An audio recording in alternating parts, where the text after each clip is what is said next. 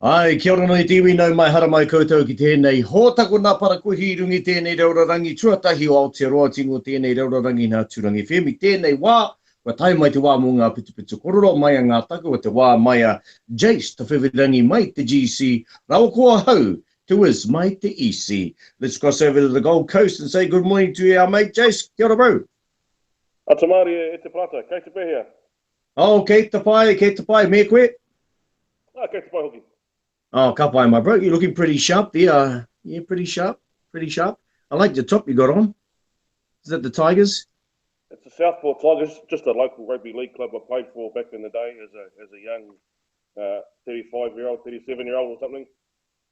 I don't know about looking sharp, mate. You might need some glasses. Yeah, I'll go and put them on. Yeah. Okay, buddy. So give us the weather and the time over there on the GC. Yeah, okay, mate. The weather is currently 19 degrees. We're expecting a high of 27. We had an overnight low of 16, so still quite warm. The sun rose this morning not so long ago at 4:42, and will set this evening at 6:26. There's no daylight saving here in Queensland, which is a bit of a bummer because in the evening the sun goes down quite quickly. So you finish work, you get home, and it's dark after one beer, so to speak. One way to put it. Yeah. All right. So what's been happening on the Gold Coast? Okay, mate. Well, this week on Saturday morning, schoolies wrapped up for Queensland students. So around 20,000 school leavers converged on the Gold Coast, mainly in the Surfers Paradise area, to celebrate the end of their school days and the transition into adulthood. It's a full-on week of partying.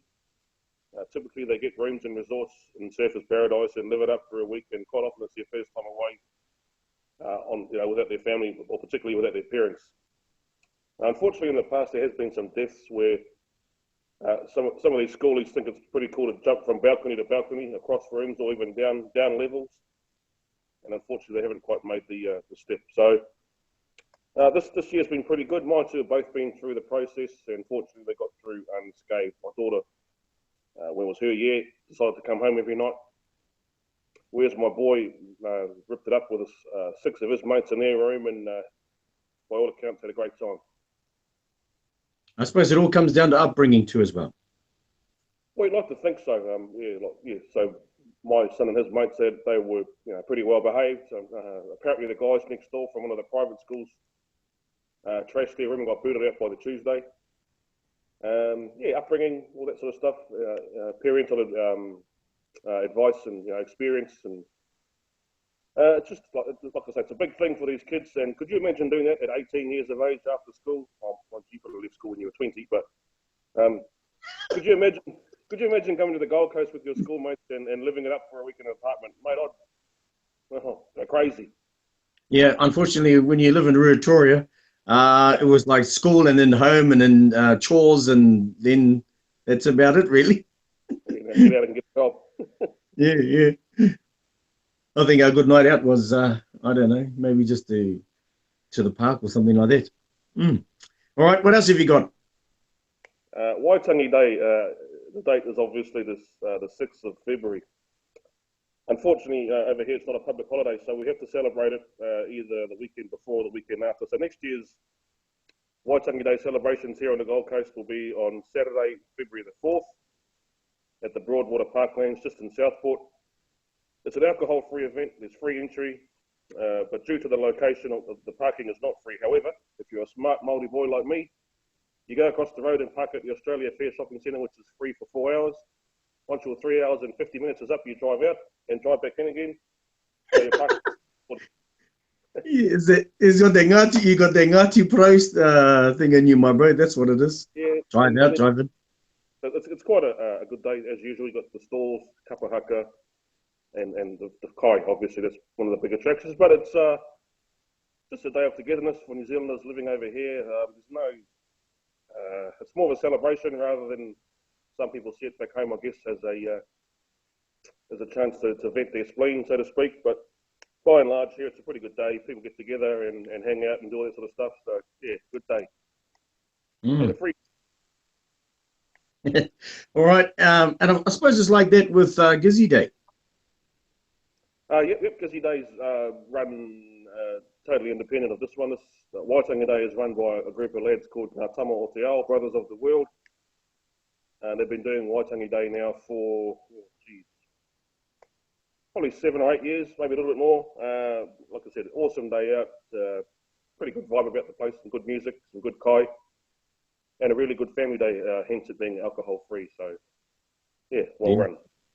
And, of course, when's the Gizzy Day?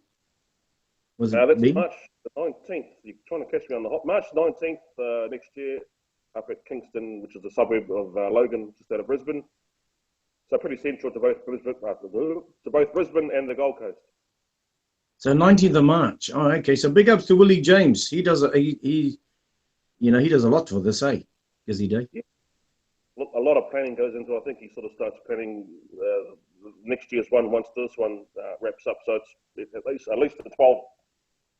12-month planning schedule for Willie and his team, and they're all volunteers. There's no money made in this. It's all people. Unfortunately, complain about having to pay to get in, but you've got to pay for the venue, you've got to pay for the power you use, you've got to pay for lots of stuff. Unfortunately, people, like I said, think they should get something for nothing, but it's not the way the world works these days. Yeah. So they have Gizzy Day in Brisbane, and how far do people travel from Australia? Those are New Zealanders. I know that people have come over from in the past from home. People from the Gold Coast. So where I live, it's about 45 minutes away, so not too far. People from south of me in northern New South Wales, Brisbane, the Sunshine Coast, inland to Ipswich. So it's a really good venue in terms of location. It's central to, it's like a hub. Okay, cool. So what else you got? Still no set date for Dream World. They have been issued with a couple of notices in regards to their work, health, place and safety. One of the things they had to get fixed on one of the rides was an emergency stop button was faded, so therefore not highly visible. And respiratory masks had to be issued for flow rider staff when adding pool chemicals. So nothing too hectic. I read somewhere else there that they had to replace a scratch mat, which provided a possible scratch hazard. So hopefully sooner rather than later. Hopefully, and they're looking for before Christmas for Dreamworld to reopen. Wow. Oh. Okay, and there was a situation with Movie World too at one stage too. That was the other week. Yep. Last weekend, the Green Lantern sort of got stuck mid-ride, and people had to be taken off and walk down the access ramp after being stuck there for about half an hour. Wasn't too big a deal, so yeah. Oh, I hope things they get things all back to where it should be, up to its standards, and I'm sure people will like to go back to Movie World and Dream World. Any idea of when Dream World will be back open again? No, they were hoping that the audit done by Work Health Safety Queensland was going to come through clear, but they have found a couple of breaches. Nothing too hectic, like I said. So hopefully sooner rather than later. And, okay. Oh, all right. I've got. You still got another one for me, or I'll give you one of mine? Happy birthday to my brother Chris tomorrow down in Wellington. I don't know how old he is. I'm 45, so he'd be 42, 43, something like that. Happy birthday, bro. Have a good day tomorrow. Yeah. You're 45, bro. Jeez, Andrew. You looked a bit older. But anyway. hey, talking about birthdays. Do you remember Jim Taplin? You know Jim Taplin? Oh, okay. Jim Taplin is having a birthday. He's our aquafilters guy here in Gizzy. He turns the big 71 today. So a big happy birthday to him. Now, I just want to talk about, over the weekend, I was in Turanga Bay, and they had, maybe you can see it on my T-shirt, Hikoi Hei Hapai Uwawa Te Aitanga Hauiti Turanga Bay. It was a Hikoi for cancer. And so it was a 12-hour event, and it started from 7:10. We started the karakia and everything at 7, but the actual walk started at 7:10 in the morning, and we finished at 7:10 that evening. It was only a 12-hour event. And it was at the Turanga Bay Domain. We had heaps of people from all walks of life. We had entertainers, and we had plenty of food. We even had the Kapahaka group performing for us. Te Aitanga Hauiti ki Uawa performing as well. And we had a few visitors here and there. And walking the 12 hours for cancer, And after the 12 hours, about 350 people approximately were there, and they made just over $5,000 for the community of Turanga Bay. And I was the MC for the day, and also the sound man. So I was pumping out the sounds for them too as well. So it was a great day. And Turanga Bay was just overwhelmed with the amount of support they got. And I also got to meet a gentleman called Doug Lush. You've heard of Marcus Lush? Marcus Lush, TV New Zealand personality. Yeah, a TV presenter back in the day, Marcus Lush. Yeah. Well, even his brother, I got to meet his brother Doug Lush. Oh. Yes. Doug Lush. Yeah. Doug Lush. Doug Lush. Yeah. So anyway, that's all I got really for you. That's happening over the weekend.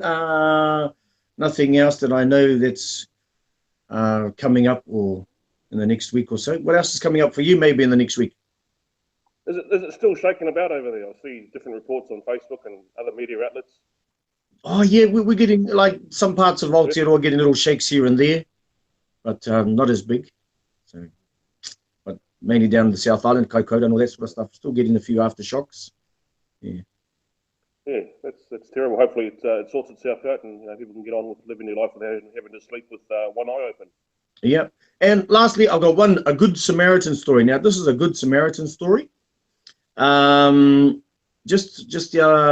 it last Thursday? There was a house fire here in Gisborne in Crawford Road, and the house got burnt, etc., etc. However, a lady who lives in Australia, who is my sister-in-law, lives in Australia. She had some furniture back here in New Zealand, and asked to be delivered to the person who the house was burnt, to start them off again. Isn't that cool? That's so awesome. She lives in Australia. She had a lounge suite here in New Zealand, in Gisborne, and asked for it to be delivered to the person who just lost their house so they can start again with some new furniture. So it was delivered to the person, because the people whose house was burned down, they're living in Incliff Road. It was delivered to Incliff Road, and they were overwhelmed with the amount of generosity. And we said, well, this is coming from a lady who lives in Australia. That's unreal. Yeah. Great effort. Look, it's the times like that where people sort of pull together and help out. The community spirit really shines through, and I think that's one is I mean, they have it here as well, but it's different back home, you know. Yeah, so I've got to give a big ups to Wiremu and Kelly Tahata over there in Australia, who donated the lounge suite to the family who lost their home. So that's pretty cool. Speaking of Australia and New Zealand relationships, a crowded house last night rocked the Opera House down in Sydney.